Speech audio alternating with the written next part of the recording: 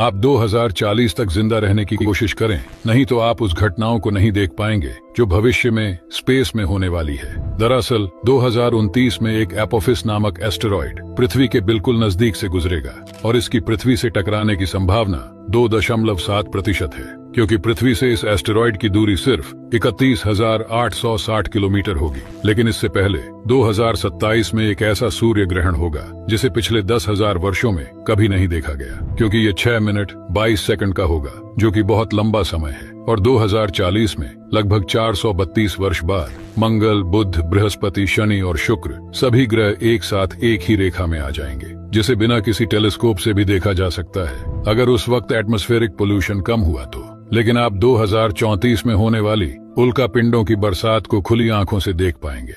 क्या आपने कभी सोचा है कि डॉल्फिन्स जहाज के नाक के आगे ही क्यों तैरती है? कई लोगों को लगता है कि डॉल्फिन्स जहाज के आगे तैरकर उन्हें रास्ता दिखाती है, पर ऐसा नहीं है। दरअसल जिस चीज के आगे डॉल्फिन्स तैरती हैं, उन्हें बल्बस बो कहा जाता है, जो कि शिप्स और बोट्स के आगे लगा रहता है। इन बो को कुछ इस तरह डिजाइन किया जाता है ताकि शिप्स पानी को चीरते हुए आगे निकल जाए। इससे शिप्स को कम ड्रैग मिलता है और कम फ्यूल में शिप्स काफी तेज और ज्यादा डिस्टेंस ट्रैवल कर पाती है। अब जब शिप चलती है तो ये बो अपने आसपास वेव्स क्रिएट करता है, जिससे डॉल्फिन्स को ज्यादा मेहनत नहीं करनी पड़ती और वो वेव्स के साथ बहुत ही आराम से काफी देर तक तैर पाती है।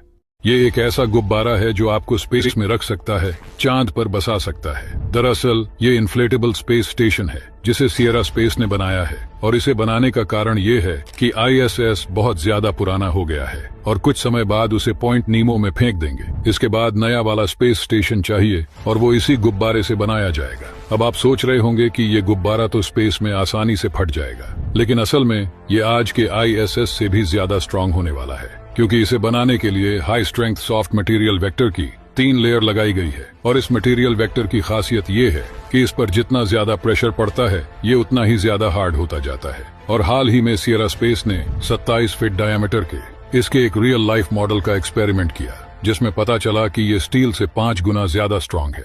दोस्तों, ये है एक ऑक्सबो लेक। देखने में तो ये आपको मैन मेड लग सकती है, लेकिन क्या आप जानते हैं कि ये नेचुरली क्रिएट होती है? दरअसल जब रिवर प्लेन एरियाज में सॉफ्ट मिट्टी पर फ्लो करती है तो ये रिवर वक्त के साथ साथ धीरे धीरे बेंड होने लगती है, और रिवर की इस बेंडिंग को मेंडरिंग कहा जाता है। समय के साथ ये बेंड्स और भी ज्यादा बड़े होते हैं और धीरे धीरे एक दूसरे के साथ मर्ज हो जाते हैं। इस मर्जर के बाद river more efficient route follow करने की कोशिश करती है और अपने ओल्ड लूप से डिस्कनेक्ट हो जाती है, और इसे ही ऑक्सबो लेक कहा जाता है।